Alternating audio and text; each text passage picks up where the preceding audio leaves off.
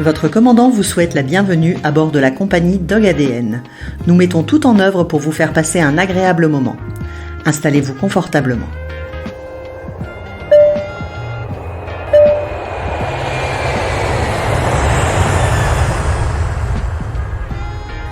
Perdre une part de soi, c'est jamais évident. Il est gravé dans ma peau maintenant, voilà. Que ce soit à l'école ou dans le sport, j'ai toujours été un travailleur acharné. Quand j'étais enfant, j'étais tout l'inverse de ce que je suis aujourd'hui. En novembre, je suis rentré de Floride et en janvier, j'ai eu mon premier chien, Canyon. Et puis, j'ai découvert le canicross vraiment par hasard. Avancer, savoir s'entourer. Il y a des gens qui vous apporteront, qui vous porteront. Il y a des gens qui vous nuiront. Il faut avoir parfois le courage de faire des ruptures pour avancer. Bonjour, je suis Nicolas. Avec Faro, nous souhaitions vous présenter Anthony Lemoigne, aussi sympathique qu'il n'est rapide. Anthony est un athlète français avec un palmarès impressionnant. Durant cette interview, Anthony nous partage sa passion, son quotidien, ses projets et sa relation avec ses chiens. Bonne écoute à tous.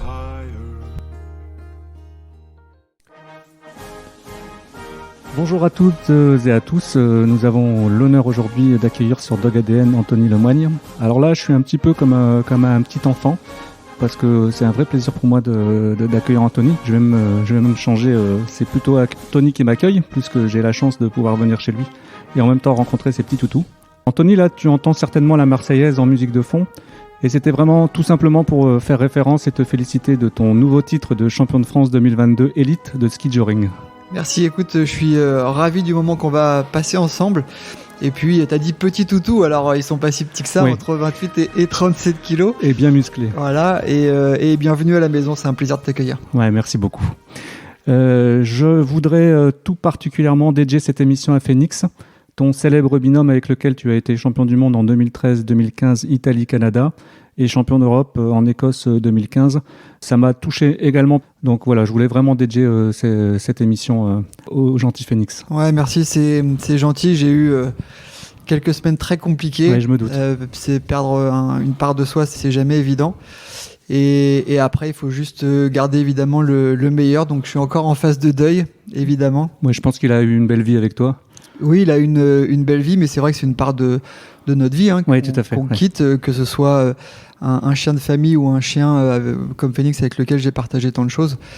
Mais voilà, je garde le meilleur et il est gravé dans ma peau maintenant. Voilà. Oui, je veux bien le croire. Mais je pense qu'il est même gravé dans la mémoire collective. Oui, et tu vois, j'étais en Italie il y a 10 jours de ça maintenant et toute la fédération italienne a eu un geste super attentionné à mon égard. Ils m'ont offert un portrait de Phoenix avec en légende, en intitulé voilà, il restera la légende. Donc ça m'a touché de voir un petit peu ce qu'il laisse comme trace aussi dans la mémoire du sport. C'est ça qui est important pour moi. Ouais, c'est génial.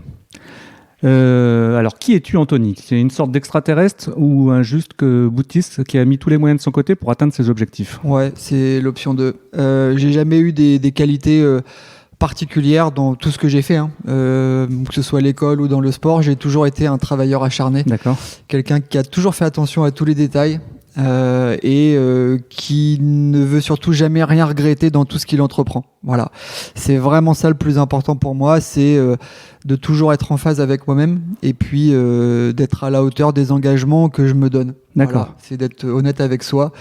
Et la progression commence là où les excuses s'arrêtent. Tout à fait, ouais. Et moi, j'ai toujours été partisan du travail. Donc c'est plutôt ça, plutôt le travail. Gros travailleur, bah, tu vois, on a un point commun. Comment tu étais enfant ? Étais-tu prédestiné au sport de haut niveau ? Pas vraiment, non. Quand j'étais enfant, j'étais tout l'inverse de ce que je suis aujourd'hui. J'étais très introverti, très, on va dire, pas très bien dans ma peau. D'accord. J'ai un passé un peu délicat, okay. Et du coup j'avais vraiment peu confiance en moi. Voilà, on va dire que j'avais pas beaucoup d'amis à l'école et c'est le sport qui m'a vraiment aidé à me réaliser, à me trouver tout simplement en tant que personne, en tant qu'homme, à me donner confiance dans ce que j'entreprenais, dans ce que je faisais. Et puis ensuite, évidemment, quand j'ai vu que le travail dans la vie payait toujours, je me suis dit, tiens, c'est peut-être quelque chose qui peut me distinguer du reste. La révélation. C'est ça. Et puis c'est devenu une valeur fixe chez moi, à la fois dans le sport, mais dans tout ce que j'entreprends. Parfois ça marche, parfois ça marche pas, mais au moins on se couche en phase avec soi-même. Ça, c'est le plus important. Et je crois que tu es originaire de Rouen. C'est ça. Je suis originaire de Rouen. Et puis j'ai grandi sur une. Alors, ça fait rêver, mais c'est pas une île de rêve, même si c'était sympa. Sur l'île La Croix. D'accord. C'est une île au milieu de la Seine, en fait. Et j'ai grandi là où il y avait toutes les infrastructures sportives, des terrains de basket, piscine, etc., une piste d'athlé. Et c'est là où j'ai commencé à m'émanciper par rapport au sport. J'ai commencé aussi par les sports de combat qui m'ont donné confiance en moi. Tu peux me préciser de quel Ouais, j'ai fait 10 ans de boxe américaine. D'accord.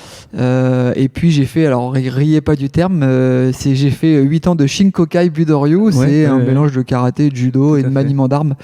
Voilà, et je me suis un peu réalisé aussi au travers de ça. D'accord. Et puis après, j'ai trouvé ma voie sur les efforts un peu plus individuels, comme la course à pied. Et après, depuis tout gosse, une fois que j'ai accroché à la course à pied, ça m'a jamais quitté, quoi. Parce que toi, au départ, tu viens du triathlon. Hein. C'est ça, exactement. J'ai découvert le triathlon, on va dire, vers 17-18 ans. Au tout départ, je continuais à courir. J'ai même falsifié ma carte d'identité pour pouvoir aller faire le marathon de New York. Bah, bravo. Voilà, c'était sympa comme expérience, où j'avais fini 2 ou 3e, je crois, de ma catégorie d'âge.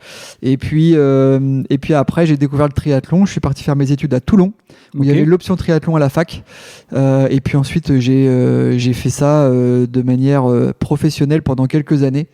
Évidemment un peu plus sur du longue distance, Ironman, demi-Ironman. J'allais pas mal courir aux États-Unis, j'allais l'hiver m'entraîner en Australie. C'était un style de vie sympa. Tu peux préciser, parce que ça m'intéresse, je me suis pas mal documenté, mais les distances en Ironman. Ouais, alors demi-Ironman, c'est 1,9 km en natation, 90 à vélo et 21 km à pied. Et puis l'Ironman, c'est le double, donc 3 km 8 en natation, 180 à vélo et un marathon. Voilà, donc on enchaîne ça, voilà. Et là où je peux donner aussi des signes d'abnégation à ceux qui nous écoutent, c'est que je me rappelle d'une course en Afrique du Sud où je pose le vélo, donc après les 4 km de natation et les 180 km de vélo, perclus de crampes. Et puis une fois que je pose le vélo, je regarde le parc à vélo, on était 2000 au départ, je vois 15 ou 20 vélos, je me dis je suis quand même dans le coup, je vais tenter de partir pour le marathon. Et c'est là où j'ai fait mon meilleur marathon sur Ironman. Donc vous voyez, même si quand vous partez des fois et que vous vous sentez fatigué dans la vie, sans ressources, sans énergie, le fait de faire, d'entreprendre et de se donner les moyens, souvent le résultat peut être au bout. Donc il faut toujours essayer, quitte à échouer, il faut toujours essayer. Les sports est une école de la vie. Exactement. Est-ce que tu pourrais me dire un petit peu l'origine du canicross pour ceux qui ne connaissent pas ? Oui, alors en fait, c'est assez simple dans les faits. C'est les Norvégiens qui faisaient beaucoup de ski joring. Donc c'est finalement, on fait du ski, on est tracté par les chiens. Donc ça te connaît bien maintenant. C'est une discipline que j'apprécie beaucoup pour différentes raisons. Et puis quand l'été arrivait, ils voulaient continuer à travailler un petit peu avec leurs chiens. Et donc naturellement, ça a démarré par le cani-marche et puis le canicross. D'accord. Et puis tout doucement, ça s'est développé. Alors évidemment, les pays comme la France, l'Est un peu de l'Europe, la République tchèque, etc., sont des pays où ça s'est quand même bien développé. Et puis là, ça gagne le monde entier depuis maintenant une dizaine d'années.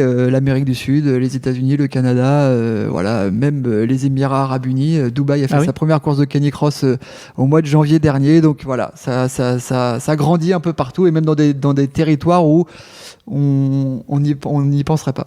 Alors nous, en Europe, peut-être aux États-Unis aussi, on a un gros respect du chien. Est-ce que c'est le cas justement aux Émirats ?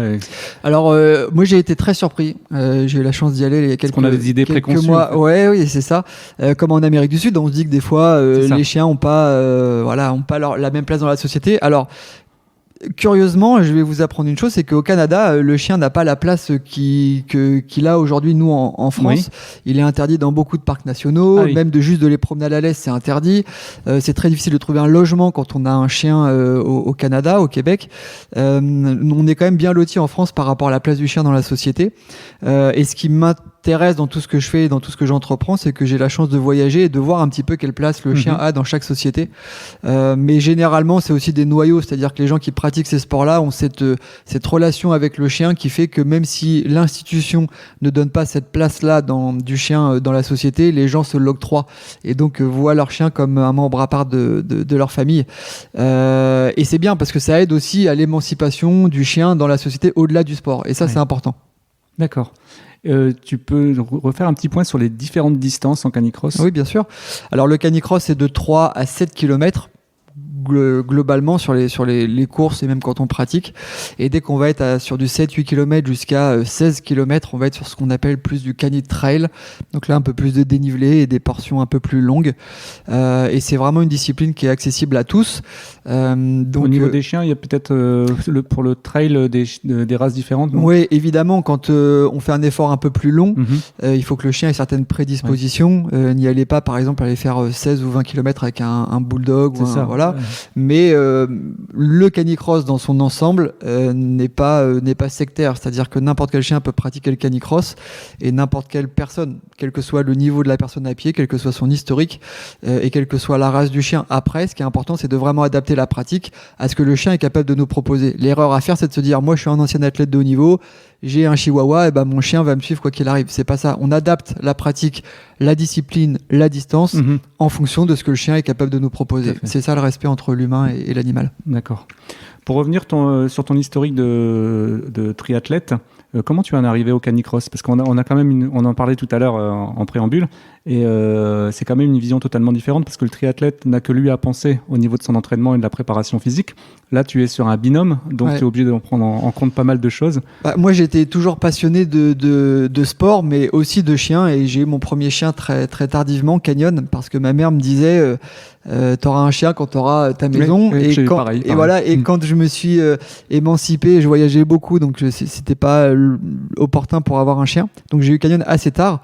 Et en fait, dès que j'ai arrêté ma carrière en triathlon, la première chose que j'ai faite, j'ai arrêté après les championnats du monde en novembre, je suis rentré de Floride, et en janvier, j'ai eu mon premier chien, Canyon. Et puis j'ai découvert le canicross vraiment par hasard, et sur une émission ou un article de journal. Et je me suis dit, ça doit être super sympa de partager le sport, l'effort de la course à pied avec son chien. Et je pensais pas le déclic que ça me ferait en essayant. Et effectivement, parce qu'il y a vraiment cette interaction. C'est un sport individuel, certes, mais qui passe par la collectivité, par le binôme. Donc c'est un sport d'équipe aussi. Et on doit effectivement, et tu l'as très bien dit tout à l'heure, faire preuve d'attention envers son partenaire, parce que sinon évidemment le plaisir n'est pas cultivé, la performance ne sera évidemment pas au bout, et c'est vraiment un chemin de réalisation de soi en tant que personne, et c'est vraiment une discipline qui nous aide à grandir en tant qu'être humain. Et quand tu as gagné le championnat du monde dans la voiture avec le chien, tu faisais la fête? Ouais, alors je réalisais pas. Franchement, je réalisais pas. J'ai réalisé quand je suis remonté dans le camping-car. C'était en Italie, mon premier titre mondial, et où en rentrant, j'ai eu un mail du ministère des Sports. J'ai eu des félicitations, etc. Et j'ai été convié quelques semaines après au CNOSF, c'est le Centre national olympique du sport français, où il y avait tous les champions du monde de l'année. Donc il y avait Teddy Riner, et là je me suis dit ah ouais, ok, bon bah là j'ai dû faire un truc qui était quand même pas mal. Qui était pas mal. Et puis après, quand il y a eu le deuxième titre, etc., et tous les autres titres derrière, effectivement, ça a toujours été vraiment une charge émotionnelle extrêmement importante, qui marque une vie évidemment, et puis qui nous lie à jamais avec nos chiens, quoi. Donc c'est vrai que c'est incroyable, mais moi j'ai jamais je me lève pas tous les matins en regardant dans le rétroviseur. J'ai pas de rétroviseur. Moi, je regarde que ce qu'il y a devant. Donc, je m'arrête pas sur ce qu'on a fait, parce que mes titres, c'est pas mes titres, c'est les titres de mes chiens d'abord.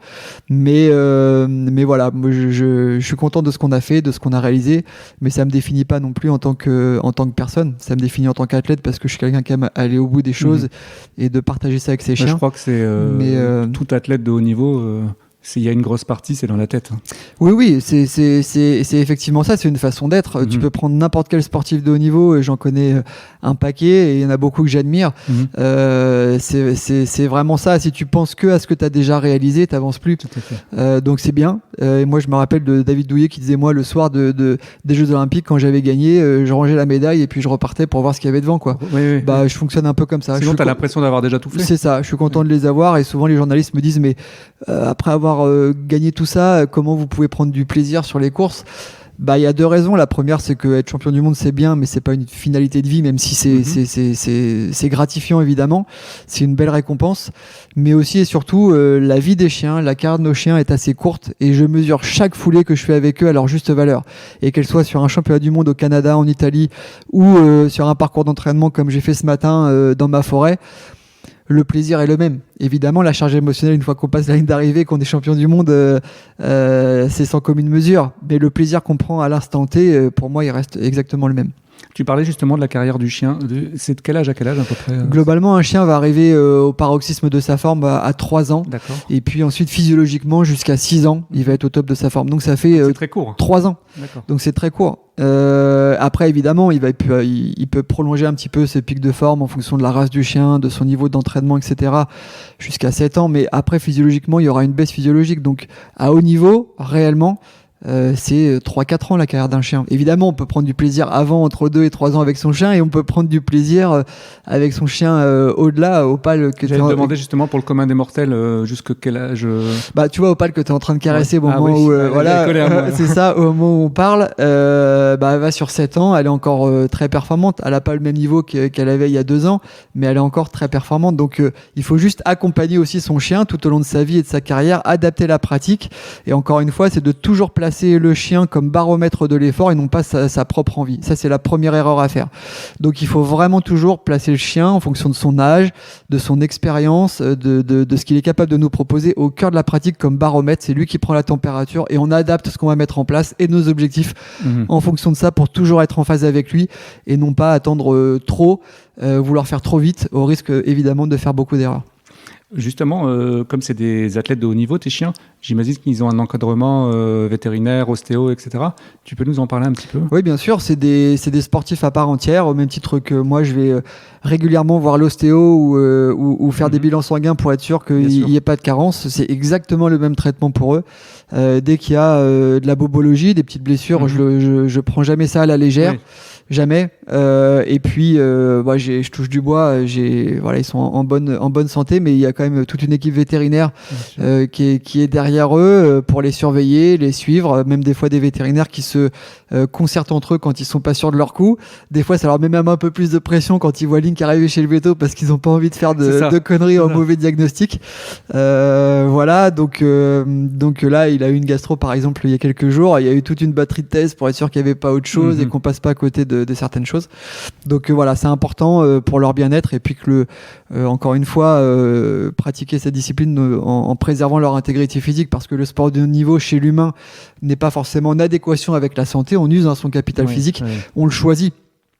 Le chien ne le choisit pas. Donc prématurément en plus. Prématurément. Moi, je me lève le matin, j'ai des douleurs. C'est normal. Mais donc on compose avec, on se muscle, on se renforce, on essaie de faire avec. Mais le chien ne choisit pas ça. Donc c'est de notre devoir d'assurer leur intégrité physique et de les préserver. C'est vraiment la base et c'est comme ça que j'entraîne mes chiens. Et j'adore la compétition. Je suis un compétiteur dans l'âme.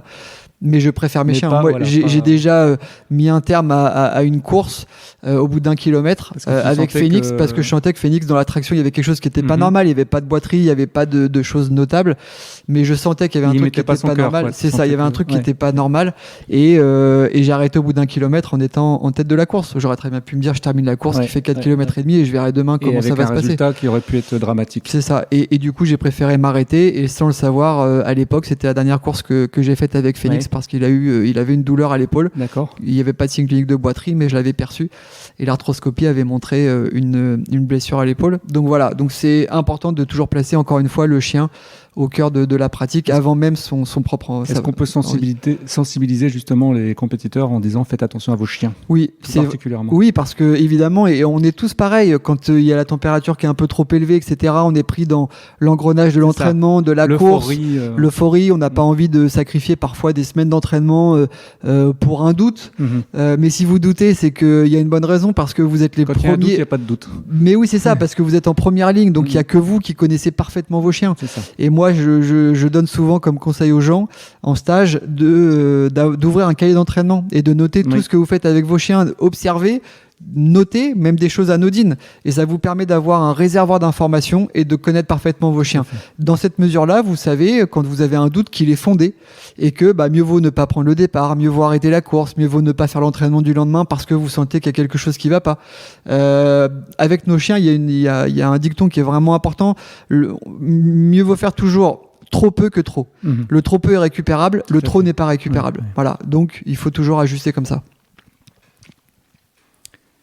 Tu peux nous parler un petit peu de tes entraînements, la récurrence parce que là, par exemple, tu t'es entraîné ce matin. Oui. Tu vas te réentraîner cet après-midi. Oui. Donc, tu sollicites quand même énormément ton corps. Oui, j'ose pas te demander ton âge. J'ai oublié. Je vais sur 43 ans. Mais oui, je m'entraîne quotidiennement, bi-quotidiennement, tri-quotidiennement parfois. D'accord. Là, évidemment, je suis dans une période assez chargée parce qu'il y a les championnats du monde qui arrivent. À Plédran. C'est ça. Et donc les entraînements sont bi-quotidiens ou tri-quotidiens.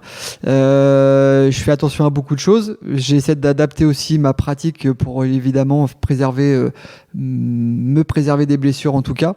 Et puis c'est assez vaste les entraînements que je vais faire. Ce matin par exemple j'ai vraiment entraîné les chiens. C'était un travail un peu de muscu pour eux. Cet après-midi j'ai une grosse séance de piste. Ce soir j'ai une séance de musculation. Oui, c'est pas que de la traction déjà par rapport. C'est pas que de la traction. Il y a aussi des séances en libre, des séances de natation, donc c'est très très diversifié. Je les entraîne parfois en trottinette, en cani-trottinette pour vous donner une image. Pour ceux qui savent pas ce que c'est un peu comme les trottes des enfants, mais on va dire améliorées ou poussées. Oui.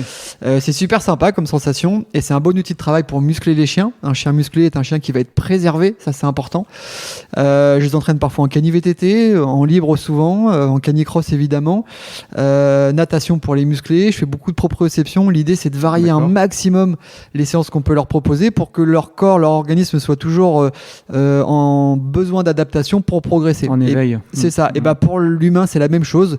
Il faut toujours varier les séances qu'on va faire pour progresser, avec évidemment les spécificités que représente le canicross, qui est évidemment la survitesse. On va courir plus vite avec nos chiens que ce qu'on ferait tout seul. Donc il faut habituer le corps à être dans cette survitesse-là, à être dans ce travail excentrique qui est extrêmement traumatisant. Comme une course en descente. Comme en descente, c'est exactement ça. Pour vous donner une image, quand vous courez derrière un chien comme Link ou Atlas, c'est comme si vous alliez courir 5 km dans une descente à 25%. Donc d'un point de vue articulaire, ligamentaire, musculaire, c'est ultra traumatisant. Et si on prépare pas l'organisme, évidemment on fait des dégâts. Donc voilà, moi j'essaie de vraiment faire les choses de la meilleure façon qui soit et de me préparer pour être le facteur limitant le moins contraignant possible pour mes chiens. Il y a des séances parfois qui sont rébarbatives, c'est sûr et certain, mais je leur dois bien ça, encore une fois. Est-ce que toi, tu vas à la salle de sport, j'imagine. Est-ce que tu vas avoir un entraînement particulier, le gainage, je pense ? Oui, j'ai une salle de sport là-haut, à l'étage. Mais oui, moi, je fais beaucoup de travail de gainage, beaucoup de travail de proprioception. Oui. La prise de décision quand on court en canicross est beaucoup plus rapide qu'en course à pied ordinaire. D'accord. La survitesse fait qu'on doit prendre des décisions rapides. Un des gros traumas qu'on peut avoir, c'est évidemment des entorses. Il y a encore, au mois de novembre, j'ai un arrachement osseux sur une course. Donc ça va vite. On est sur du sol pierreux, glissant. C'est ça. Et même les appuis, une racine, un tas de feuilles qui cachent même une petite pierre à la vitesse où on va, avec la vitesse du chien et la traction, la cheville peut vite partir. Donc il faut vraiment muscler le corps et préparer le corps à ces impacts-là. Et encore une fois, la différence se fait dans les détails. Et j'aime cette phrase qui dit la victoire aime l'effort.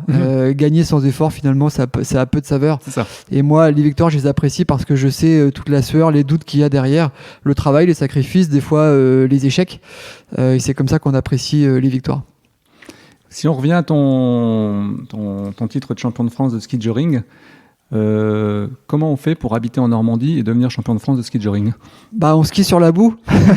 C'est à détail, mais quand même. Oui, alors moi je me suis mis au ski de fond il y a 10 ans. Je skie 1 semaine par an, 2 semaines par an à peu près. Mais tu l'as dit en préambule, je suis quand même un jusque-boutiste, j'aime un perfectionniste, j'aime comprendre les choses.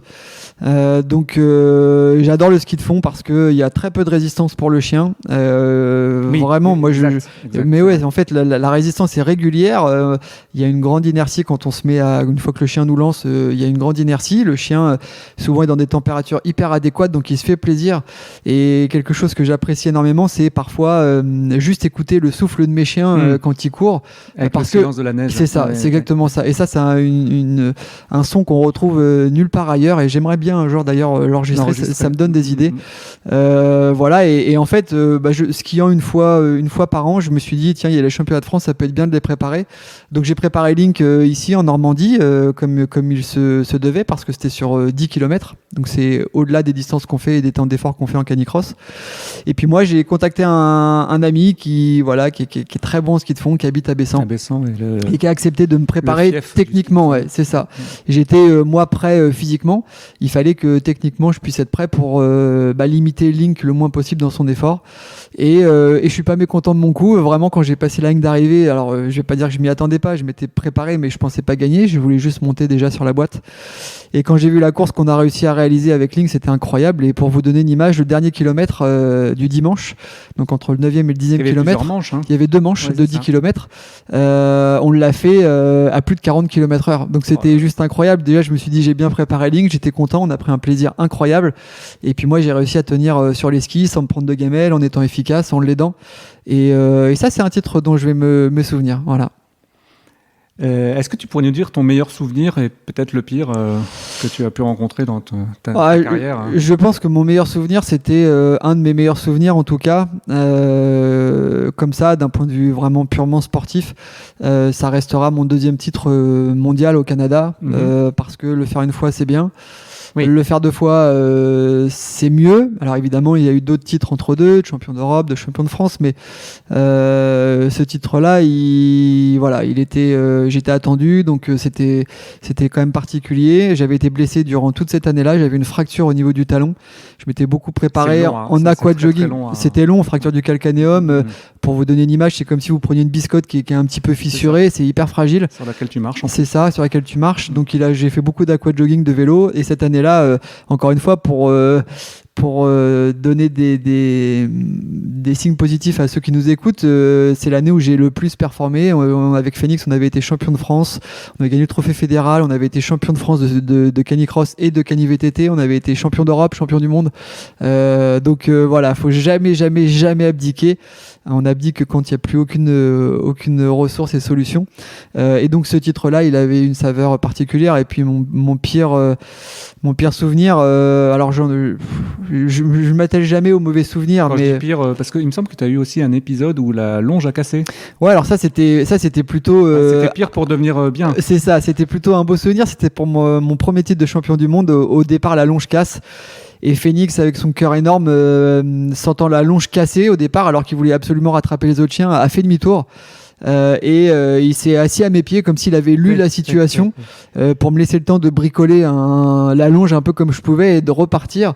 Et je me souviens avoir passé la ligne d'arrivée et j'étais en train de pleurer comme un gosse et j'ai un pote qui vient et qui me dit mais ça se trouve t'as quand même gagné, etc. Et je lui dis je pleure pas pour ça, moi je pleure parce que Phoenix il m'a fait un beau cadeau, il m'a fait comprendre que l'effort était à 2 ou pas du tout. Sa motivation n'était pas juste extrinsèque d'aller rattraper les chiens devant, c'était de partager ça avec moi. Et donc toute la construction que j'avais mis en place avec lui finalement, il me l'a rendu au centuple ce jour-là, parce que c'est là où j'ai eu mon premier titre de champion du monde, c'est ça qui a changé ma vie. Donc je lui dois ce jour-là, je lui devais tout, et donc j'ai été très content de pouvoir réitérer 2 ans après au Canada et de pouvoir montrer que c'était pas un hasard et voilà. Et puis c'est vrai qu'il a une carrière juste phénoménale, donc voilà. Mais après, un de mes moins bons souvenirs, c'était cette fameuse course Arc-la-Bataille où j'ai dû arrêter au bout d'1 kilomètre et où, sans le savoir, j'ai jamais repris le départ d'une course avec Phoenix. Voilà.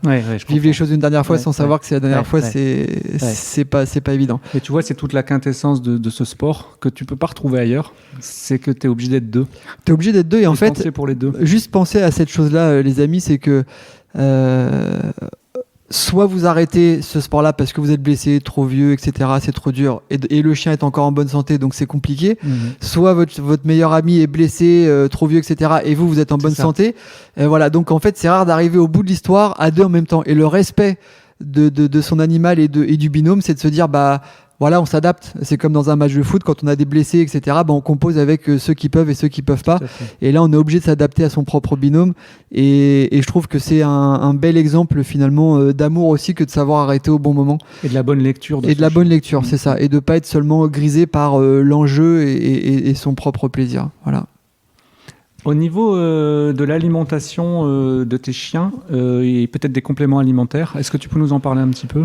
En fait, quand il y a une alimentation qui est assez équilibrée à la base, il n'y a pas forcément besoin de complémenter. D'accord. Aujourd'hui, il y a des marques de croquettes qui font vraiment des produits adaptés pour les chiens de sport. Voilà. Maintenant, c'est vrai que on sait très bien que le substrat premier que le chien va utiliser dans l'effort, ça va être les matières grasses. D'accord. Parfois, un chien qui va beaucoup se dépenser, qui va travailler, par exemple, je prends l'exemple d'Atlas, qui a un peu fondu quand j'étais en montagne et que je m'entraînais parce qu'il faisait plus froid, il brûlait plus de calories. Là, on peut apporter quelques extras entre guillemets. Alors, on peut complémenter soit avec de l'électrolyte, qui est des minéraux qui vont aider à la contraction musculaire. Ça peut être des boissons de réhydratation. C'est les équivalents Gatorade, mais pour exactement, pour tout à fait. Voilà, j'ai encore donné ça ce matin à mes chiens.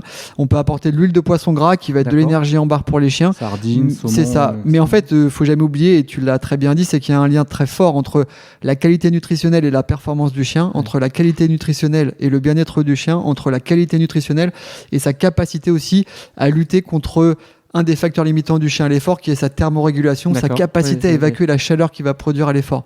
Donc l'alimentation, c'est une pièce maîtresse dans le bien-être et la performance du chien. Donc il faut y porter une attention particulière. Pendant qu'on est là-dessus, sur le chien pur, il y a l'équipement.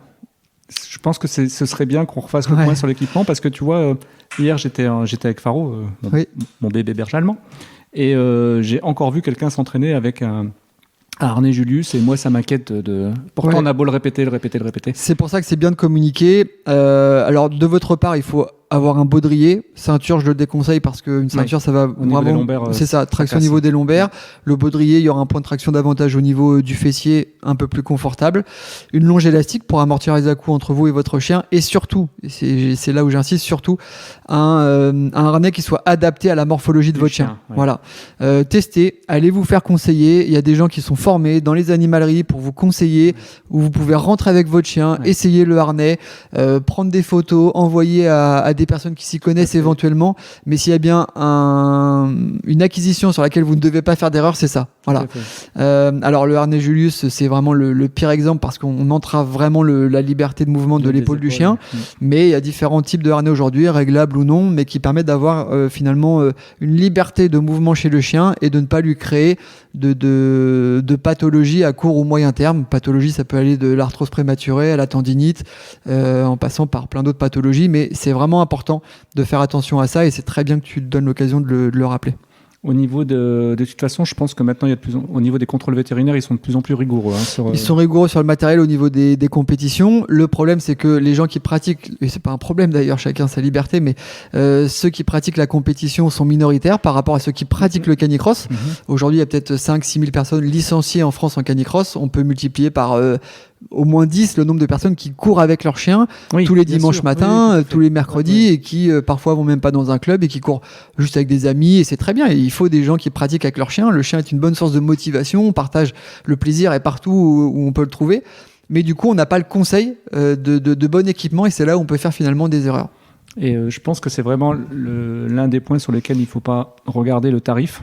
Alors je dis pas, il ne faut pas rentrer dans n'importe quel tarif non plus, mais la santé du chien passe devant tout. Donc oui, effectivement, c'est un investissement de départ, mais qui dure toute la vie du chien. C'est ça, c'est pas perdu, parce que, admettons, et c'est même pas les prix aujourd'hui, mais un harnais, c'est entre 40, 50 et 80 euros max. Mais c'est pas quelque chose que vous achetez annuellement. Vous achetez une paire de chaussures, vous allez mettre 150 euros pour ménager votre dos. Vous allez répéter l'opération tous les 6 mois. Quand vous achetez un harnais de votre chien, vous l'avez 3-4 ans. Voilà, donc il faut pas lésiner sur le tarif en vous disant c'est un peu cher, etc. Ce que vous mettez dans le harnais de votre chien, c'est ce que vous mettrez en moins pour le vétérinaire, parce que vous allez avoir des pathologies, des boiteries, etc. Et méfiez-vous des contrefaçons. Aussi. Parce qu'il y en a beaucoup. Et toi, à titre personnel, tu utilises quoi comme chaussures ? Alors, moi, je teste beaucoup de choses. Là, j'ai en fait, en canicross, il faut savoir une chose, c'est qu'on a besoin d'avoir des chaussures avec un bon grip. C'est surtout ça, moi, que je regarde. Une bonne adhérence au sol. Voilà, la survitesse fait qu'on a besoin d'avoir vraiment une bonne accroche au sol. Donc c'est important de pouvoir finalement avoir une chaussure qui soit assez souple et avoir une bonne accroche. On ne va pas rechercher forcément l'amorti quand on est en compétition parce qu'on est sur des terrains gras, etc. Donc finalement on n'a pas besoin, les distances sont courtes. Par contre, à l'entraînement, oui, j'ai des chaussures avec un bon amorti. Tu l'as dit tout à l'heure, justement, je suis vieux. Donc, il faut, donc, il faut que je fasse attention à me ménager. Et moi, j'utilise différentes marques de chaussures pour justement habituer mon corps aussi à s'adapter à différentes semelles et puis différentes chaussures. Donc, ça va, par exemple, des Adidas en passant par les Hoka. Hoka, je suis fan, moi. Hoka, c'est vraiment une bonne marque de chaussures. Et là, tu vois, j'ai acheté avant-hier des chaussures Hoka pour faire tout ce qui est piste, etc. Et j'en suis super content. Il y a un très très bon amorti. Ouais. Au niveau de la gestion de la chaleur, je pense que tu peux peut-être nous en parler également, parce que là on est au mois de mars. Les températures vont remonter. Ouais, c'est flagrant. Vous savez, ce matin, j'ai entraîné mes chiens, il faisait 8 degrés parce que je note tout. Je fais ce que je dis, donc j'ai un cahier d'entraînement, je note les températures, le taux d'hygrométrie, etc. Et en fait, il faut savoir que c'est vraiment là où le chien va avoir des difficultés dans l'effort. C'est pas l'effort en lui-même, c'est sa capacité à évacuer la chaleur. Quand vous voyez un chien qui va vraiment halter, quand il va baver, quand il va avoir du mal à récupérer, quand il va cramper, c'est aussi et surtout dû à l'énergie qu'il va produire, qui va générer une chaleur qu'il doit évacuer. Nous, quand on produit cette énergie-là à l'effort, on va transpirer par tous les pores de la peau. Eux, ils vont avoir principalement la gueule et quelques zones qui sont les pattes, et quelques zones qui sont assez vascularisées. Alors il faut, quand on a ce genre de phénomène, pouvoir aller refroidir certaines zones. Ce que tu es en train de caresser, que ce soit les selles des chiens, l'aine des chiens, etc., c'est des zones vascularisées où qu'on peut humidifier pour aider le chien à rebaisser un peu sa température. Ça peut être aussi les oreilles qui sont très vascularisées, mais avant de guérir, il faut prévenir. Ça veut dire adapter sa pratique. Ça veut dire s'entraîner tôt le matin pour éviter que le chien soit dans des chaleurs trop compliquées.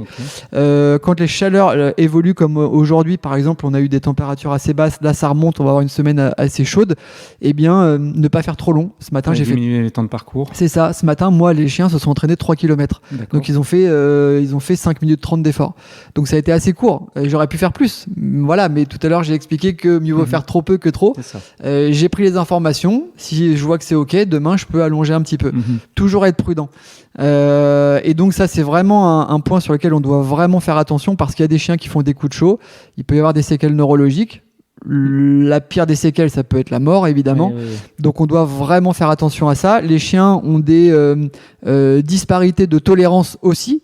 Interraces, les chiens qui ont des museaux plus courts vont avoir un peu plus de mal à thermoréguler, mais aussi inter-individualité. Donc c'est important de vraiment connaître son chien et d'adapter sa pratique. Il y a toujours de l'eau, et il y a toujours des poches de glace que vous pouvez casser sur vous pour pouvoir refroidir vite le chien. Et si le chien fait un coup de chaud, on fait tout pour faire redescendre la température. On peut le mettre en voiture avec la clim à fond, par exemple. On peut essayer de faire des petits gestes comme ça rapides pour faire baisser la température. Et quoi qu'il arrive, même si vous sentez que ça va mieux, on l'amène au veto et lui jugera si il faut le mettre sous perfusion pour éviter certaines séquelles.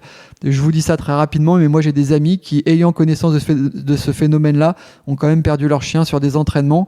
Davantage des entraînements en libre parce qu'on surveille moins ce que le chien fait, la distance qu'il peut faire pendant le moment où il est en libre.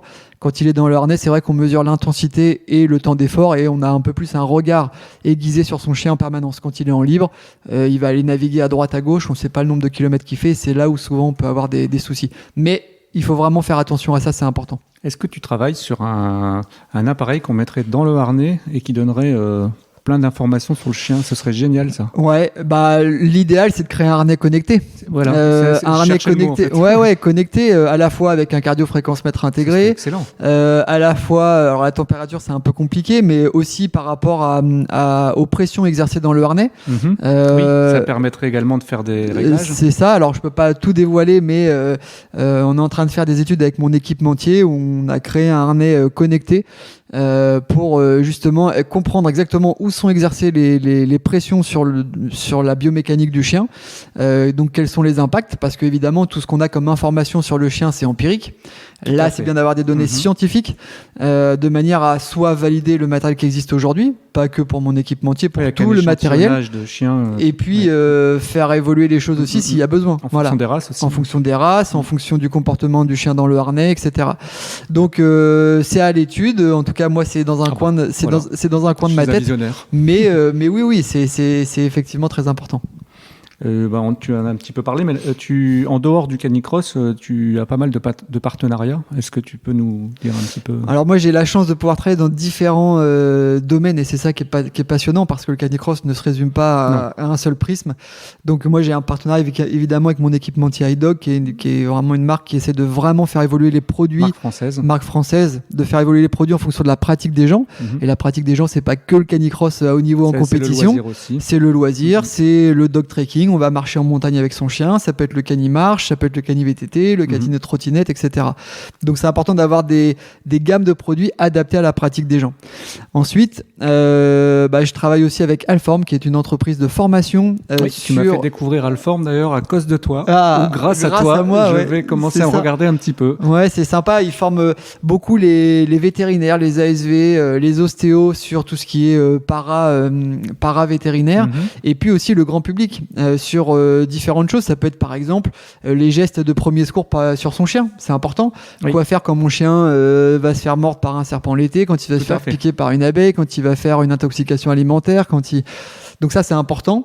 Et puis aussi sur la découverte et l'initiation au sport canin attelé. Donc on a créé cette formation là de manière à faire découvrir ça au grand public, et évidemment je suis accompagné de vétérinaires, de mushers, d'ostéos, et on partage tous notre expérience et on apporte toute cette expertise au service du grand public. Donc ça c'est important. En partenariat avec les fédérations ou ça n'a rien à voir? Alors ça n'a rien à voir, mais les fédérations, notamment la fédération, la FFST, s'y intéressent parce que évidemment on crée différents outils qui peuvent intéresser tout le monde, c'est important. Les clubs et moi aussi à mon niveau, je suis toujours en train de me former pour comprendre et grandir dans ce sport. J'ai un beau partenariat avec Tomenko France qui est vraiment aussi une très très belle enseigne où j'ai formé tous les vendeurs, et c'est pour ça que je vous disais allez dans les animaleries parce que les gens peuvent vous apporter des conseils que vous n'aurez pas ailleurs. Former les vendeurs sur la connaissance du matériel, comment conseiller, comment être sûr qu'un harnais est bien réglé, etc. Avoir des échanges, retourner dans le magasin quand vous allez acheter vos croquettes pour pouvoir échanger sur votre pratique. Entre passionnés, c'est le mot que j'allais dire. Voilà, c'est le mot que j'allais dire. Et donc on a évidemment beaucoup de projets, il y a beaucoup d'initiations en magasin, de testing qui sont mis en place. Donc ça c'est aussi quelque chose qui me tient à cœur. Il y a aussi un partenariat avec Biogans qui est vraiment du matériel, des produits naturels faits pour l'entretien du chien. Ça va le soin des coussinets, ça va être sur les shampoings, c'est ça exactement. Prendre soin de leurs oreilles, de leurs yeux avec des produits qui soient vraiment adaptés et de qualité. Donc voilà, il y a vraiment des partenariats qui sont forts et qui voient en fait finalement la discipline sous différents prismes. Et pour moi c'est important. J'ai un partenariat aussi avec Eukanuba, qui est une marque de croquettes où on fait évoluer aussi les choses. Voilà, donc il y a vraiment beaucoup de choses qui sont mises en place et qui sont très intéressantes pour le sport. Et moi c'est juste passionnant. Tu me parles de Canuba. On dirait que tu as préparé ma transition. Le mercredi 11 septembre 2019. Tu connais la suite. Oui. Tu établis le premier record de vitesse en canicross sur 1 km en 2 minutes 05, soit 28,8 km/h sur 1 km avec Link. C'est ça. J'ai regardé un petit peu. Le record du monde du millimètre est apparemment détenu par un Kenyan aujourd'hui avec 2 minutes 11,96. C'est ça. Exactement. Là, va falloir m'expliquer. Qu'est-ce qui se passe? En fait, c'est Monsieur l'extraterrestre. C'est une performance incroyable ce que le Kenyan a fait de 11 sur piste avec pointe. Oui, bien sûr. Et là, sauf que toi, tu as des virages à 90. C'est ça, 2,05. J'ai fait même moins à l'entraînement. Là, il y avait 2 virages à 90. On n'est pas sur du bitume, donc on était sur un parcours cendré avec un peu d'herbe, donc il y a un peu moins de rendement. Absorption. Un peu moins de rendement, évidemment. J'ai fait 2,03 à l'entraînement.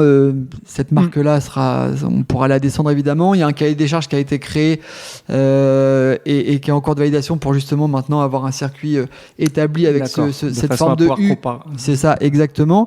Et l'idée, c'était tout simplement aussi déjà de tester les limites, parce que la limite, encore une fois, on est le facteur limitant de son chien, donc c'était moi.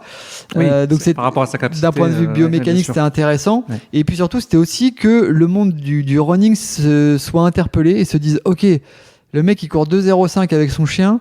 Ok, le chien a une vraie plus-value dans l'effort, c'est pas et je respecte papy mamie qui courent avec leur chien et c'est pas péjoratif que de dire ça, mais c'est aussi des sportifs de haut niveau qui vont à des vitesses bien plus importantes que les coureurs sans chien, et de montrer que c'est un sport à part entière avec des athlètes humains, des athlètes canins, et que l'alliance des deux pouvait donner des performances juste incroyables. Et donc c'était super intéressant d'établir ce record-là. L'idée, c'est vraiment un jour de réorganiser un événement. Le Covid a un peu entaché tout ça, mais d'inviter les 10 meilleurs canicrosseurs du monde et d'essayer de descendre cette marque-là. Moi, l'objectif, c'était de descendre sous les 2 minutes pour faire 30 km/h. C'est tout à fait possible, très honnêtement. Mais voilà, c'était vraiment, je trouve, une sacrée aventure. Pour le coup, j'ai vraiment douté. Je me suis beaucoup préparé, avec beaucoup de stress, parce que les gens, c'était une première mondiale et les gens nous regardaient. La barre était très haute. Ouais, et puis Link était tout seul. C'était pas la dynamique d'une course. Il fallait que le chien s'engage à 400%. Il y a plein de paramètres. Il y avait un drone qui nous filmait. Il y avait un vélo devant où il y avait une caméra. Fallait pas que ça le perturbe. Donc voilà, il fallait aussi bien préparer le chien, et Link a été parfait. Par rapport au drone, il était habitué, ou tu as fait une immersion progressive Ouais, et je l'ai habitué. J'étais parti m'entraîner à Bessan en altitude. D'accord. Et puis j'ai fait des séances avec les drones, etc., en le plaçant à l'altitude à laquelle le drone serait au moment du tournage. Je voulais absolument pas que ça perturbe Link dans son effort. Ouais. Et évidemment, tout ça a été départ arrêté, chronométré par 2 entreprises de chronométrage, mesuré par des juges officiels, etc. C'était où d'ailleurs? À La Motte-Beuvron, oui, qui est sur le site finalement des championnats de France, qui a régulièrement d'équitation, qui a un magnifique site, et j'ai trouvé que c'était un lieu idéal pour faire ce record. Et la plus grosse difficulté pour le record, ça a été la préparation, la tienne ou la sienne, ou... Ça a été préparer un athlète humain et canin, je savais faire. La mienne était très dure parce que je faisais vraiment des très très grosses séances. J'ai eu la chance de pas avoir été blessé. C'était violent, vraiment violent. Faut se préparer quand même à cette intensité-là. Mais le plus dur, ça a été de pas savoir comment le jour J, Link allait se comporter. Bien sûr. Est-ce qu'il allait être perturbé par telle ou telle chose? Est-ce qu'il allait s'engager à 400%? Est-ce que donc il n'y avait pas 2 coups d'essai, quoi. Donc en plus je l'avais annoncé, donc il fallait pas se louper. Et puis j'avais pris, une fois que j'ai fait le 2,05, j'ai pris un quart d'heure de repos, et puis je suis reparti pour refaire un deuxième test, et on a fait 2,09. Voilà, mais c'était une belle aventure. Ça restera aussi gravé, ça, dans ma carrière. Je pense que tu referas plus. Je referai plus parce que la préparation est tellement dure. Ouais. Et puis j'ai plus. Je pense que j'ai quand même perdu en vitesse. Aujourd'hui, les courses, je les base sur l'expérience. Oui. Ça, on en parlait tout à l'heure. Ça, c'est très intéressant quand même. C'est que l'expérience, ça peut aussi apporter énormément de points par rapport. Ça joue parce qu'on la fougue de la jeunesse. C'est ça, exactement. Mais je pense pas repartir pour essayer ce record-là, mais il sera évidemment battu un jour. Tu as eu la visite d'Antoine Decaune, ici, je crois d'ailleurs. C'est ça. Il était assis là où tu es assis. Tu repartiras avec la chaise. Je frotte la chaise. Dans le cadre de l'émission La Gaule d'Antoine, de toute façon, je mettrai le lien parce que l'émission elle est vraiment sympa. Bien fait. C'est un format court, bien fait, avec tout l'humour d'Antoine Decaune. Ouais. Et comment ça s'est passé, cette approche de dire tiens, je m'appelle Antoine Decaune, je suis vachement connu et je vais. Comment ça se fait qu'il s'est intéressé au canicross? C'est ça que en fait, il cherchait des sportifs de haut niveau à mettre en avant, et il voulait faire une émission sur moi. Et faire une émission sur moi, c'est pas que j'aime pas parler de moi, mais il y a un intérêt moindre. Ouais, et c'est plus sur le... Voilà. Et moi, le deal que j'ai proposé, je dis ok, on fait un truc sur moi, mais l'idée c'est de pouvoir faire une vision globale sur notre discipline. Tu faisais un stage ce jour-là. C'est ça. Et du coup, je lui ai dit le défi, c'est que tu viennes sur le stage et que tu fasses le stage. Et il l'a relevé, voilà, donc il a passé le week-end ici, c'était vraiment sympa. Il a couru avec Opal, on a partagé des moments super sympas. C'est vraiment un homme extraordinaire. On a gardé contact, et il y aura des projets, donc ça c'est bien. Et l'idée c'est vraiment de mettre en avant le sport, la discipline. Donc on a vu des enfants courir, on a vu de tous âges courir, tout type de chiens. J'ai trouvé que ça n'avait pas été assez relayé, moi. Ouais, c'est dommage. Oui, c'est vrai que c'était hyper qualitatif, parce qu'on a abordé tous les aspects de la discipline. Le haut niveau, le fait que tout le monde puisse pratiquer, etc. L'essence et la quintessence de ce sport. Et j'ai trouvé l'émission super bien faite. Ils ont été super professionnels. Avec la petite note d'humour. Ouais. Et moi, j'ai quand même une pensée pour Opal, parce que là, elle est couchée au tapis, elle paye pas de mine. Mais on avait fait 12 heures de tournage ce jour-là. On avait fini super tard. Ouais. Elle m'avait fait je sais pas combien de départs dans la journée. Elle avait couru avec Antoine Decaune. On a fait des images pour moi jusqu'à tard le soir avec les drones, etc. Et l'héroïne de ce tournage, c'est elle, parce on a fait tellement de trucs, il fallait à un moment qu'elle fasse oui avec la tête. J'ai eu appris en quelques secondes à ce qu'elle fasse ça. J'ai fait des pompes, il fallait qu'elle fasse des pompes. Enfin, c'était incroyable. Et c'est une vraie chienne de cirque, une vraie chaîne de cinéma.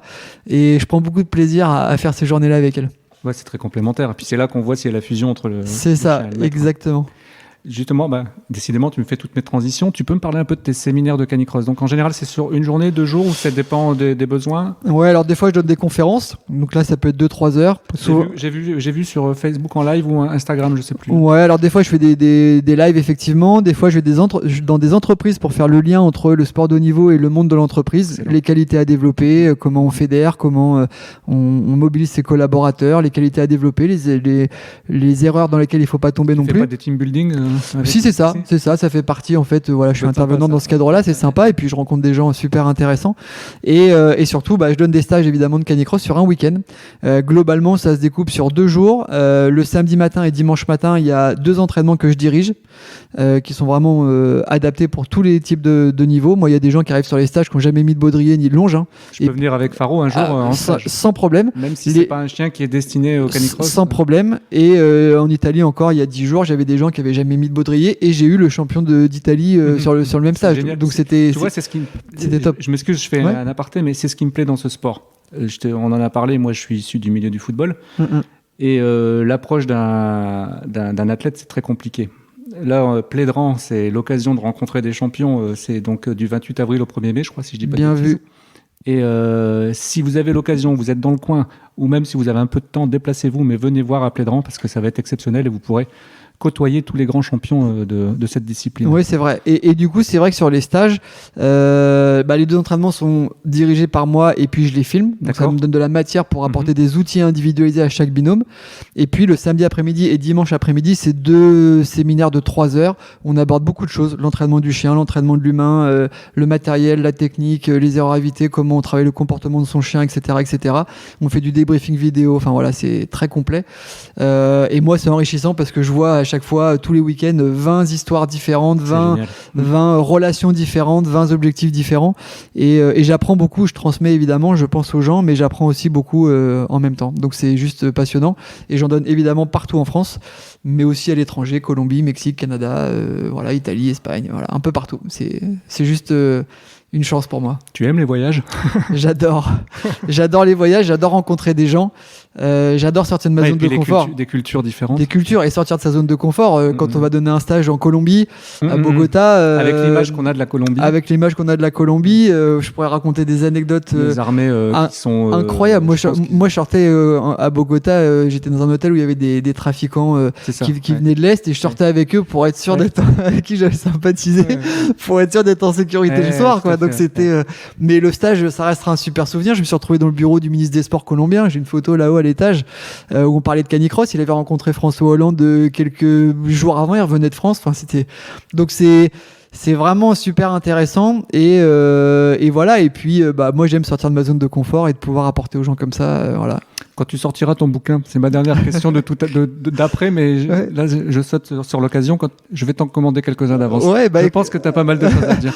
Écoute, tu vois, je devrais te mettre en contact avec ma mère, parce qu'à chaque fois que je la vois, elle me dit: Anto, bon, t'as tout fait, faut que t'écrives un livre. C'est vrai, et elle a raison. Donc voilà. Alors encore une fois, parler de moi, je suis pas fan, mais par contre, l'idée de faire un livre, et ça m'est apparu il y a 2 mois quand j'ai perdu Phoenix, de me dire de faire laisser quelque chose, d'écrire un livre au travers finalement du regard de Phoenix. Je pense que ça, oui, c'est quelque chose que je ferai. Il me manque juste un peu de temps. Voilà. Oui, je me doute. Par rapport au stage, si demain je veux venir faire un stage avec Faro, comment je peux savoir quel est le stage le plus proche pour Tu vas sur mon site internet, tu tapes Anthony Lemoigne sur Google. D'accord. Le premier lien ou le deuxième lien, ça doit être mon site internet. D'accord. Et à la page stage information, je mets à jour toutes les dates de stage. Je vais partout en France. Je fais au mieux avec mon agenda et mon calendrier. J'étais en Italie il y a 10 jours. Je serai à Caudry ce week-end, dans le Nord. Voilà. Région. Voilà. Donc je vais un peu partout. Je vais en Belgique dans 3 semaines. Voilà, je suis un peu partout. Il faut vraiment pas hésiter. Et au-delà des stages, essayez de comprendre votre discipline. Formez-vous, informez-vous. Et c'est comme ça aussi qu'on évite de faire des erreurs. Le but, c'est de vous faire gagner un peu de temps et des erreurs. Et si je veux organiser un stage avec ta présence? Eh bien, c'est pareil. Il y a juste à me contacter. Mail, Facebook, site internet. Je réponds à tout le monde. Il n'y a aucun message que je laisse sans réponse. Je confirme. Je peux confirmer. Je trouve que c'est le moindre des respects. Et puis ensuite, voilà, j'explique comment ça fonctionne. Et puis, on se met ça en place. Le plus dur étant de trouver une date, évidemment. Est-ce que en 2-3 mots, tu peux nous donner des premiers conseils pour un nouveau Ouais, bien sûr. Progressivité.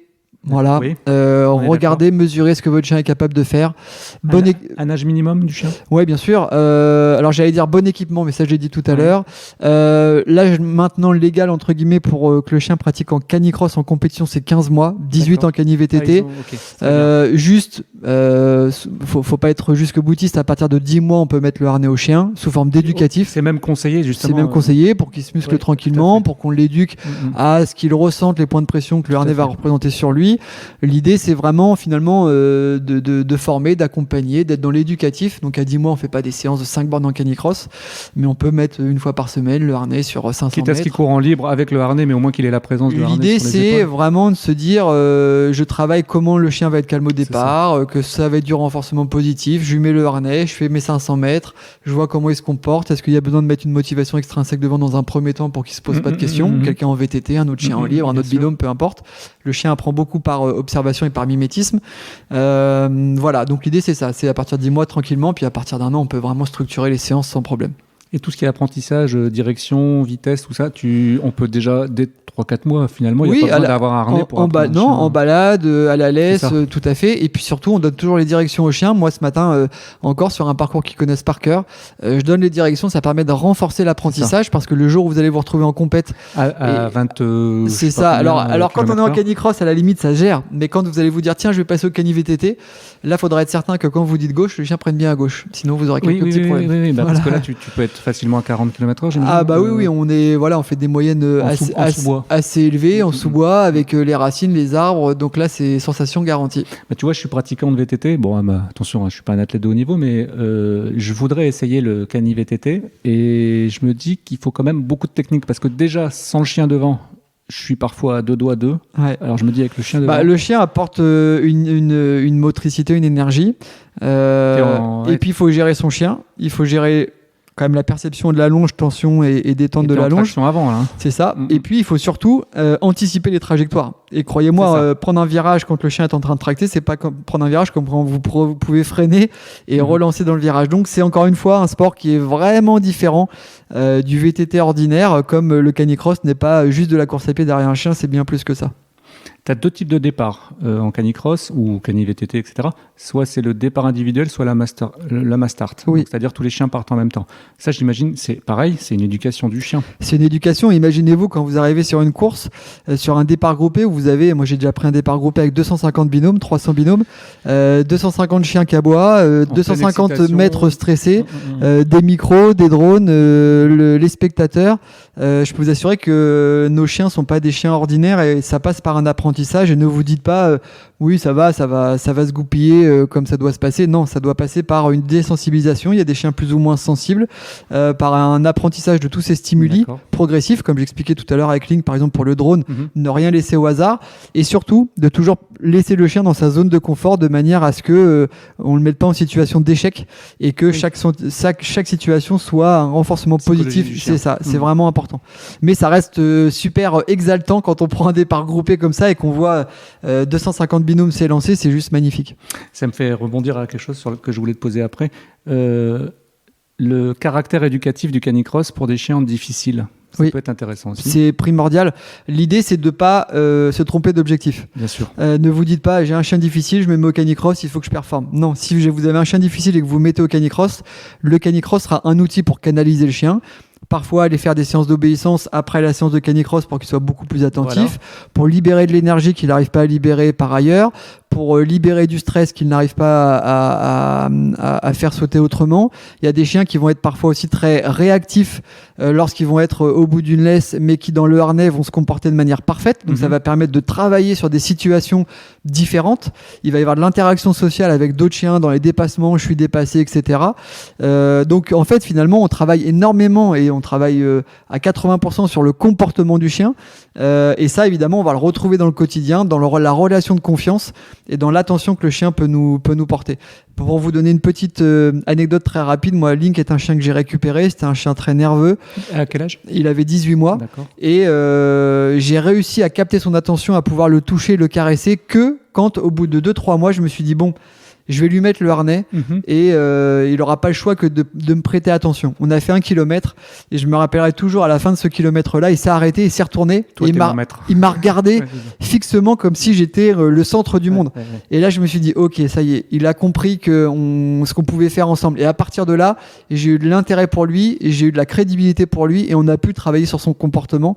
Et aujourd'hui, c'est un chien qui est ultra proche de moi et avec qui on a fait d'énormes choses ensemble en compétition. Et tu vois, ce regard du chien, moi qui pratique un petit peu l'obéissance et tout ça, c'est vraiment ce regard qu'on cherche dans toutes les disciplines en fait avec le chien. C'est ça, c'est juste hyper intéressant. Et je me rappelle, il y a 1 an, quand je suis allé en Italie donner un stage, il y avait Enrico qui est le champion d'Italie, qui est devenu champion là, il y a peu, et il avait son chien qui avait tendance à le regarder et lui n'y prêtait pas attention.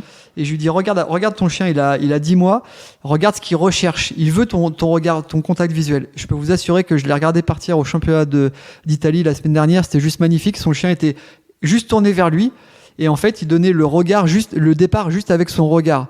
Et il est venu me remercier 1 million de fois en me disant c'est bien, c'est toi qui m'a aidé à comprendre ce que mon chien voulait. Et c'est là où j'attire votre attention sur le fait que l'observation, c'est votre meilleur outil pour travailler votre chien. Dans toutes les disciplines avec un chien. C'est ça, parce qu'on dit souvent que le chien n'a pas la parole. Il l'a si on lui donne. Ne l'observez plus, alors vous le rendez muet. Voilà, c'est vraiment important. Le Grester, donc origine Norvège, c'est un croisement entre le Greyhound et entre le lévrier anglais et le braque allemand, c'est ça ? C'est ça, entre le Greyhound et le braque, ouais, tout à fait. Il n'est pas encore reconnu, je pense, par la Société Centrale Canine ? Pas du tout, et il y a peu de chances qu'il le soit parce que la race n'est pas standardisée. Est trop destinée à... C'est ça, n'est pas stabilisée. Maintenant, c'est vrai qu'il y a énormément de chiens de ce genre-là, de chiens de sport, un peu partout. On retrouve d'ailleurs chez les mushers, je trouve. Chez les mushers sur des distances sprint, donc tu vois, quand ils vont faire du 5, 10, voilà, c'est ça. Dès que tu vas aller au-delà, tu vas retrouver plus sur des genres de chiens comme de l'Alaskan, où là, il y aura un petit peu plus de croisement. C'est ça, avec du nordique. Mais c'est vrai que ça reste des chiens très athlétiques, des super chiens de famille. Pour vous donner une image, ils ont la longueur du dos et la hauteur de patte globalement du Greyhound et ils ont le coffre et la puissance du braque, mais ça reste dans le comportement des braques et c'est des super chiens de famille. Moi j'ai là 3 chiens à la maison. Alors moi je peux vous dire qu'ils sont tous couchés là. Voilà. Ils sont sages. Ils sont calmes et on s'aperçoit pas de ça, mais c'est vrai que c'est des chiens qui ont besoin de dépenses physiques pour avoir un bon équilibre psychique. Voilà. Mais là tu viens de répondre à un problème qui est assez récurrent à tous mes interviews, c'est ne prenez pas un chien si vous n'avez pas de temps à lui consacrer. C'est ça, mais quelle que soit la race. Voilà, quelle que soit la race. Mesdames et messieurs. Tu as été amené à faire de multiples voyages en avion avec tes chiens. C'est vrai que c'était une question qui m'intéressait, ça. Comment tu organises tes voyages pour celui demain qui doit prendre l'avion en soute avec son chien ? J'imagine qu'il y a une préparation psychologique du chien et du maître d'ailleurs. Ouais. Alors c'est pas le plus fun. C'est vrai que je suis déjà allé quelques fois au Canada, etc. Le truc, ce que je fais, moi, c'est que donc il y a un vari-canal, donc c'est une cage qui est autorisée. Je crois que c'est l'IAA. En fait, c'est la fédération. Ouais, c'est ça. Donc en fait, moi, ce que je fais, c'est que je laisse le vari-canal, qui est une cage en gros, dans la maison. Dans son quotidien. Voilà, 10 jours avant. Donc là, elle est sur. Par exemple, je la mets à l'endroit où il y a son tapis. Je mets son tapis même dedans, et comme ça, elle va se coucher dedans naturellement. Il y a pas rien n'est fermé, mais elle s'habitue à être dedans. Je lui laisse sa peluche et puis un de mes vêtements.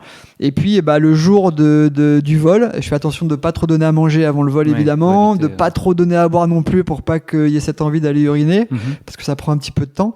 Et puis après, à l'aéroport, on peut déposer le chien 1 heure avant le vol. Donc ça veut dire que jusqu'à 1 heure avant le vol, votre chien est avec vous. Tu peux le sortir un peu. On peut le sortir, etc. Ensuite, évidemment, le chien va dans une soute pressurisée. Et vous pouvez demander à ce que l'hôtesse de l'air, selon les compagnies, puisse aller voir votre chien pendant le vol et vous dire si tout est OK, etc. Ils mettent pas de caméra à disposition des maîtres ? Alors, c'est dommage, il faudrait. Je crois qu'aujourd'hui, on va créer plein de voilà, mais en tout cas, on a un ticket et on peut très bien aller demander, voir si tout est OK. Et puis ensuite, à l'arrivée, on récupère son chien. On peut pas le sortir malheureusement avant de passer les douanes. Donc des fois le chien a déjà passé 8 heures dans la cage et on doit attendre encore 1 heure, donc bon voilà, mais globalement ça se passe quand même bien si le chien est habitué. Faut vraiment qu'il y ait une approche. Et après moi je pouvais pas donner par exemple de traitement pour apaiser ou calmer parce que chez le chien tout produit exogène est considéré comme un produit dopant. D'accord, par rapport au contrôle vétérinaire. C'est ça, mais par contre sous forme homéopathique on peut très bien donner quelques petites choses pour apaiser un petit peu. Tu gères comment tes chiens au quotidien ? Bon là je peux déjà dire que les chiens vivent à l'intérieur de la maison, ce qui n'est pas toujours le cas pour les chiens de haut niveau. Non, ils ont leurs pièces, ils ont leur jardin. J'habite en face d'une forêt, donc ils ont tous les jours leurs dépenses.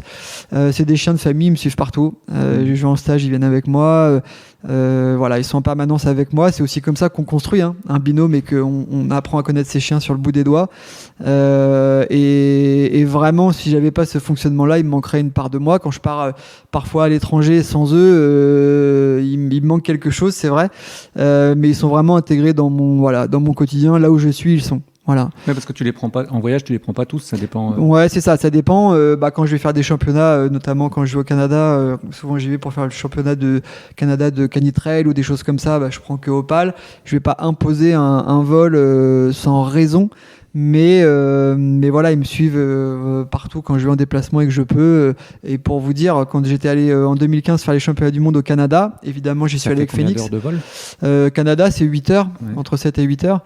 Mais globalement, ça fait une grosse nuit. Tu vois, un chien qui va dormir, c'est 10 heures, il va se coucher au tapis. Bon, là, ça fait 1 heure avant, 1 heure après, ça fait 10 heures. Ce jour-là, quand je suis allé au Canada, j'ai pris un billet d'avion pour Canyon, mon husky, avec lequel je n'allais pas courir là-bas, mais parce que je me voyais pas laisser Canyon, je sais pas moi, à ma mère par exemple pendant 10 jours et ce qui ne viennent pas quoi. Donc je lui ai payé un billet d'avion et croyez-moi, quand on paye une place pour un chien, c'est presque aussi cher qu'un billet d'avion pour l'humain. Voilà, il est venu avec nous comme un membre de la famille serait venu avec nous quoi. D'ailleurs Canyon, c'est le nom de harnais, je crois. Alors Canyon, c'est le nom du baudrier. Mais bien vu, bonne mémoire, c'est ça. Le baudrier bleu de la gamme ALM, c'est Canyon. La longe, c'est Opale, donc qui est juste là. Et puis le harnais, c'est le harnais Phoenix. Voilà. Ouais. Et la barre de VTT, c'est la barre de VTT Link. Exact. Voilà. C'est vrai. Tu vois, j'ai même pas fait le rapprochement. Il manque plus qu'Atlas, mais on va trouver quelque chose. Ouais, trouver quelque chose. Le harnais connecté. C'est ça. Donc Plédran 2022, on en a parlé. J'ai cru comprendre que c'était ta dernière année de compétition. Ouais, dernière année de compétition internationale. Je pense qu'il y a un temps pour tout. J'aime faire les choses à 100%. Oui, à pleine. C'est ça. Et là, je vais sur 43 ans et je pense que j'ai fait tout ce que j'avais à faire en canicross. Il n'y a pas une course que j'ai pas gagnée, qu'on n'a pas gagné, pardon. Donc je dis pas que j'ai pas de motivation. La motivation elle est toujours là, mais le corps parle aussi. Bien sûr. Et c'est surtout ça. On est quand même dans une discipline de haut niveau qui est violente et donc il faut que j'adapte ma pratique si je veux. J'ai eu des gros problèmes de dos, je pouvais même plus jouer au foot avec mon fils, je pouvais plus faire de quoi que ce soit, donc c'est des signes d'alerte qu'il faut prendre qu'il faut pas prendre à la légère. Mais par contre des courses locales d'exhibition, des courses où je sentirais que c'est ok, du sport, c'est ça. J'ai des idées aussi pour faire des projets de faire des belles vidéos promotionnelles de nos sports. Et puis on a la chance d'être dans une discipline où on peut adapter la pratique, faire du cani-VTT, du cani-trottinette, etc., du ski-joring, qui sont beaucoup moins traumatisants. Pour les genoux déjà. C'est ça. Et donc il y a des chances que vous me voyez un petit peu sur des skis ou sur un VTT ou sur une trotte pour être encore du milieu de la compétition. Et puis parfois de chausser les baskets pour le plaisir. Évidemment, de toute façon tu ne pourras pas arrêter. Et après, j'imagine qu'il y a un après qui est déjà dans ta tête, parce que ça, je pense que c'est la force d'un compétiteur, c'est de se préparer aussi son après. Oui, je m'y prépare. Présentateur télé. Ouais, alors peut-être qu'on me verra commentateur, je sais pas, moi sur des Jeux Olympiques, ce serait marrant. Mais oui, il y a beaucoup de projets. Il n'y a pas que le canicross, puisque tu connais en athlétisme aussi, donc ça peut être. J'ai un peu de connaissances dans tous les domaines, c'est ça. Non, mais l'idée, j'ai beaucoup de projets avec tous mes partenaires. J'ai d'ailleurs mes partenaires attendent qu'une chose, c'est que j'ai un peu plus de temps pour travailler sur différents projets, développement, création d'outils, développement visuel, etc. Donc il y a beaucoup de projets qui sont sur la table. J'entraîne aussi pas mal d'athlètes, donc j'ai des projets par rapport à tout ça. J'aurai peut-être un peu plus de temps pour des stages, peut-être restructurer encore un peu des stages en faisant des niveaux de stage. Voilà, il y a plein d'idées. Écrire un livre, ma mère sera contente. Et moi aussi. Voilà. Donc il y a beaucoup de choses qui sont au programme et encore une fois pour œuvrer autour de mon sport et essayer de le faire connaître au plus grand nombre le plus vite possible et du mieux possible. Il y a quelque chose qui te tenait à cœur apparemment et tu n'en as pas parlé aujourd'hui, c'est la BD Confidence. Ouais, c'est vrai. C'était alors une BD qui a été faite on ne peut pas l'acheter, il y en a plus. Ah bah écoute, C'est un succès apparemment. Ouais, bah elle est là-haut, je pourrais te la montrer. En fait, on m'a sollicité parce qu'il y a 10 personnalités qui ont raconté une partie de leur vie avec leur animal qui les a touchés. Donc il y a Frédéric Bell, l'actrice, il y a pas mal de gens comme ça. Génial. L'idée est top. Et de mettre ces moments-là finalement en BD et au profit d'une association. Et ce qui est bien, c'est que bah évidemment, c'est le chien encore une fois et l'animal qui est au cœur de ces échanges entre humains, et moi je trouve ça magnifique. Et puis ça m'a aussi donné l'idée de pourquoi pas créer une BD autour du canicross pour expliquer finalement ce que c'est. C'est peut-être encore plus accessible aux enfants. C'est ça, c'est peut-être encore plus pédagogique qu'un livre. Tout à fait. Et c'est comme ça aussi qu'on peut démocratiser notre discipline et que tout le monde puisse en parler et que tout le monde sache que quel que soit l'âge que l'on est, mon fils il a commencé le canicross, cani-baby entre guillemets, il avait 11 mois. Donc il marchait à peine, on lui avait mis un petit chocho devant, il avait fait 30 mètres et j'ai une photo de lui, et là quand je le vois en course, courir derrière les chiens, etc. Et c'est top. Et puis ma belle-mère qui a 65 ans, bah, elle fait du canicross avec son golden, donc vous voyez un petit peu tout le panel des gens qui peuvent pratiquer. C'est un sport qu'on peut pratiquer en famille. Je rebondis là-dessus, j'ai vu aussi une personne malvoyante qui était en binôme. C'est ça, J'ai les trouvé handisports. ça exceptionnel. Les handisports. Une personne avec une prothèse qui fait des belles performances et qui a aussi également la même race que toi, je crois, en termes de chien, donc ça envoie. Ouais. Donc effectivement, c'est accessible à tout le monde. Oui, c'est vraiment beau, et c'est vrai que le chien, moi j'ai toujours coutume de dire qu'en canicross, le chien c'est le prolongement de nous-mêmes. Une fois que vous avez votre longe, que vous êtes attelé entre guillemets à votre chien, c'est le prolongement de vous-même. Il n'y a pas de chose que vous pouvez faire qui n'aura pas d'impact sur votre chien, et il n'y a pas de chose que votre chien fera qui n'aura pas d'impact sur vous. Donc c'est une part de vous, encore plus que dans la vie de tous les jours. Et là, je trouve ça d'autant plus beau que finalement c'est le chien qui va être une partie du regard de l'humain, et c'est le chien qui va être une partie de la motricité de l'humain. Je crois qu'il n'y a rien à dire de plus, quoi. Le chien, quoi. C'est ça. La magie du chien. Exactement. Celui qui nous a permis de traverser le complément de nous-mêmes. La Covid et tout ça. C'est et ça. Heureusement qu'ils étaient là. D'ailleurs, je pense que ceux qui écoutent ça ne sont pas concernés, mais il ne faudra pas oublier que les chiens nous ont permis de traverser la Covid, et que c'est peut-être pas le moment de s'en débarrasser maintenant qu'on en a plus besoin. Hein, exactement. parce que je vois un petit peu tout dans mon métier. Ouais, c'est ça, exactement. Est-ce qu'il y a des personnes auxquelles tu voudrais faire référence ou rendre un hommage ? Moi, je pense évidemment tout de suite à ceux qui m'entourent au quotidien. S'il y a bien une chose dont j'ai conscience, c'est qu'on réussit jamais seul dans la vie. Oui. Là, évidemment, tout ce que j'ai cité comme performance, tu parles des records, des titres mondiaux, européens, nationaux, c'est d'abord mes chiens. Voilà, s'ils étaient pas là, crois-moi bien qu'on serait pas en train de discuter. Donc évidemment, c'est à eux que je pense en priorité. Et puis surtout, moi, j'ai toute une équipe derrière moi. J'ai évidemment ma femme qui est là au quotidien dans tout ce que je fais, dans tout ce que j'entreprends. C'est tellement prenant. Je suis tellement parfois sollicité, et c'est parfois du doute. Déjà, vivre avec un athlète de haut niveau, c'est pas simple. Parce que tu passes par des hauts et des bas, bien sûr. Des hauts et des bas, et puis après, athlète de haut niveau qui en plus entreprend, c'est pas toujours facile. Parfois, elle a été aussi en première ligne sur des critiques. Donc, quand on est exposé, il y a le verre d'eau à moitié plein, il y a le verre d'eau à moitié vide. C'est sûr. L'être humain est pas toujours tendre. Le chien, j'aime le chien parce qu'il est juste dans ses comportements. Quand il se comporte de telle ou telle manière, il y a une raison. Parfois, l'humain n'est pas toujours aussi on est d'accord. aussi doux. Je te rejoins à 100%. Voilà, et donc évidemment, c'est tous ceux qui m'entourent au quotidien, et c'est aussi grâce à eux que j'ai pu réaliser tout ça. Et vous savez, des fois, quand on manque d'énergie ou quand on doute, il faut s'appuyer sur son noyau dur, parce que évidemment, je fréquente beaucoup de gens, mais je sais aussi, et j'y pensais ce matin en allant m'entraîner, c'est marrant, je sais aussi surtout sur ceux sur qui je peux m'appuyer et qui y aura quand j'échouerai, ou quand j'ai échoué, c'est ça, ou quand j'ai eu des périodes un peu difficiles, je sais qui était là et je sais qui n'y avait pas. Donc ça, c'est important, et c'est vraiment à eux aussi que je voudrais évidemment rendre hommage, parce que tout ce que j'ai fait, c'est aussi grâce à eux. Voilà. C'est dans l'adversité, de toute façon, qu'on reconnaît ses amis. C'est toujours ça, exactement. Et il y a une personne, un athlète vraiment qui a été pour toi Alors, dans le canicross, on va dire que je me suis un peu construit en allant chercher un petit peu chez différentes personnes. Après, j'ai un sportif, référence, qui n'a rien à voir avec le canicross, qui est un athlète que j'admire, évidemment, de par sa longévité, de par son palmarès, de par son humilité, de par sa constance de comportement dans les échecs comme dans les victoires. c'est Roger Federer. C'est vraiment c'est vraiment un athlète que j'aime beaucoup. En tant qu'homme et en tant qu'athlète évidemment, et moi je trouve qu'un champion est un champion quand il est aussi un champion dans la vie, quand il est généreux, quand il sait transmettre, quand il sait accompagner, quand il sait avoir le même comportement quand il gagne, quand il sait ne pas rabaisser ses adversaires, quand il sait être juste dans ses propos, quand il sait féliciter son adversaire qui a gagné quand on perd. Voilà, c'est exactement ça. Et en fait finalement on est un champion quand on a aussi de l'adversité.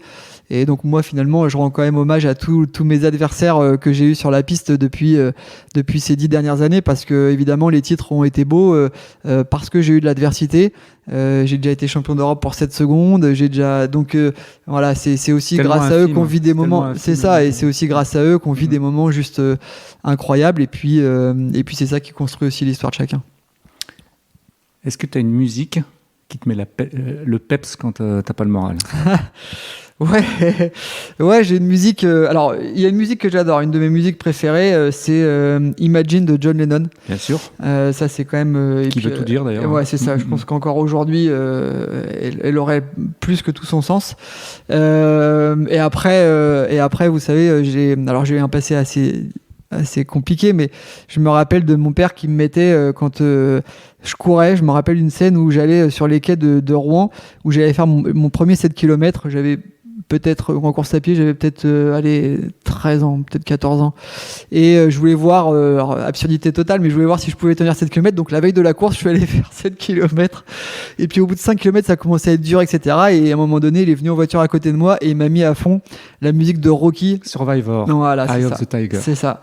Et tu vois, on n'en a pas parlé, hein. Ouais. Mais c'était ma référence quand j'étais gamin. Bon, bah tu vois, et j'ai un super pote à moi, Joe, qui juste avant les championnats de France de ski de Juring, il m'a dit il était à bloc, il suivait la course du lendemain parce que c'était un peu la surprise qu'on soit en tête, et il m'a envoyé ça et je l'avais écouté dans la voiture, et elle me suit dès que j'ai besoin de mettre une bonne dose d'énergie, mais la motivation et l'énergie elle est calfeutrée au fond du ventre, et parfois même sans musique. On la mettra sur le stand à Plédran. Voilà. Et même parfois sans musique, tout est là, et moi Plédran ça va être un super moment parce qu'il y aura énormément de gens que j'apprécie. Déjà, c'est ça exactement, tous les copains, la famille, les partenaires, des gens passionnés, toi tu seras là, je sais que tu vas hurler du début à la fin, obligé. Donc ça va être sympa, et ça va être surtout un beau partage avec tout le monde. Ouais, on va terminer avec ton film préféré. Mon film préféré, alors j'aime les Rocky, alors pas pour l'opposition. Non, mais malgré le côté hollywoodien, il y a quand même un fond de vérité. Vraiment, au niveau de la volonté. Et c'est ça, et même dans le message qu'il passe, etc. Et dans le dernier Rocky notamment, il y a Rocky qui donne une leçon de vie à son fils, et qui lui dit, en gros, il faut pas avoir peur d'échouer. Et tu crois que quand tu montes sur le ring, tu vas pas te prendre de coups, tu auras forcément des coups, et il y a rien qui frappera plus fort que la vie.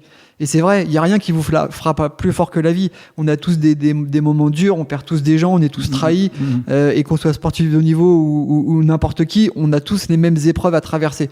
La vie frappe fort. Mais la seule différence entre les gens qui vont avoir le sourire, qui vont avancer, etc., c'est parce qu'on se relève et qu'on se dit que c'est qu'une étape pour encore mieux se construire. Il faut pas se victimiser. On a tous des moments très durs. Et c'est pas parce que des gens ont toujours la banane qu'ils ont une vie super facile. Ouais, il y a le côté de l'ombre qu'on voit pas. C'est ça. Et donc, il faut accepter de prendre des coups. Il faut pas se dire que c'est injuste. Il faut juste se dire que c'est la vie. Il faut en tirer les leçons. Avancer, savoir s'entourer. Il y a des gens qui vous apporteront, qui vous porteront. Il y a des gens qui vous nuiront.